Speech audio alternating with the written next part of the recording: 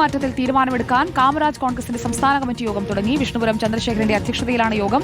കഴിഞ്ഞ ദിവസം associate മെമ്പറാക്കിയ UDF തീരുമാനം വിഷ്ണുപുരം ചന്ദ്രശേഖരൻ തള്ളിയിരുന്നു. നിലവിൽ NDAയുടെ ഭാഗമായ കാമരാജ് കോൺഗ്രസ് മുന്നണിയിൽ അസംതൃപ്തരാണ്. അർജുൻ കല്യാട് നമുക്കൊപ്പം. അർജുൻ കല്യാട്, ഇങ്ങനെയുള്ള യോഗങ്ങളൊന്നും നടത്താതെയാണോ അപ്പോൾ വിഷ്ണുപുരം ചന്ദ്രശേഖരൻ നേരത്തെ നേതാക്കളുമായൊക്കെ സംസാരിച്ചത്? ഇനി എടുക്കാൻ പോകുന്ന നിലപാട് സംബന്ധിച്ച് എന്താണ് വരുന്ന സൂചനകൾ?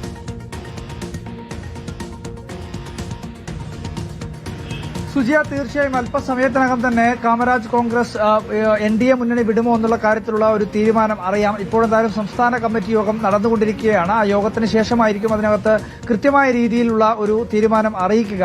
എന്തായാലും ഇന്നലെ തന്നെ NDA മുന്നണിയിൽ തങ്ങൾ അസംതൃപ്തരാണ് എന്നുള്ള ഒരു പ്രതികരണം വിഷ്ണുപുരം ചന്ദ്രശേഖരന്റെ ഭാഗത്തുനിന്നും ഉണ്ടായിരുന്നു. സ്വാഭാവികമായും ആ അസംതൃപ്തി ഉണ്ട് എന്ന് പറയുമ്പോൾ കൂടി രാജീവ് ചന്ദ്രശേഖരൻ ഉൾപ്പെടെയുള്ള നേതാക്കളുമായും അല്ലെങ്കിൽ നേതാക്കൾ ഇടപെട്ടുകൊണ്ട് ആ അസംതൃപ്തി ഉൾപ്പെടെ പരിഹരിക്കുമെന്നുള്ള കാര്യമാണ് അദ്ദേഹം ആശ്വാസമായി അല്ലെങ്കിൽ ഒരു പ്രതീക്ഷയായി പങ്കുവച്ചത്. എന്തായാലും ഇന്നത്തെ സംസ്ഥാന കമ്മിറ്റി യോഗത്തിലായിരിക്കും ഇത് സംബന്ധിച്ചുള്ള ഒരു അന്തിമ തീരുമാനമുണ്ടാവുക. നിലവിലിപ്പോൾ NDA മുന്നണിയുടെ ഭാഗമാണ് കാമരാജ് കോൺഗ്രസ്. അതുകൊണ്ട് തന്നെ മുന്നണി വിടാനുള്ള സാധ്യത നമുക്ക് ഇപ്പോൾ ഈ ഘട്ടത്തിൽ പറയാൻ വേണ്ടി കഴിയില്ല. NDAയിൽ തന്നെ തുടരാനാണ് സാധ്യത.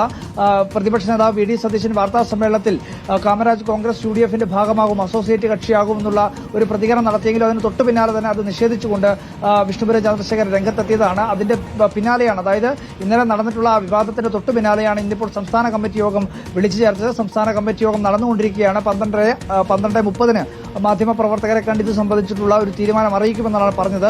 ഇപ്പോഴും 12:30 കഴിഞ്ഞതിന് ശേഷവും ഇപ്പോൾ ഈ സംസ്ഥാന കമ്മിറ്റി യോഗം തുടരുകയാണ്. ഇത് സംബന്ധിച്ചുള്ള അന്തിമ തീരുമാനം എന്താണെന്നറിയാൻ ഇനിയും നമ്മൾ കാത്തിരിക്കേണ്ടി വരും. സുജിയ, ശരി, തീരുമാനം അറിയാൻ നമുക്ക് കാത്തിരിക്കാം. ഇനി ശരിക്കും UDFിലേക്ക് പോകാനാണോ തീരുമാനം എന്നതും അറിയാം.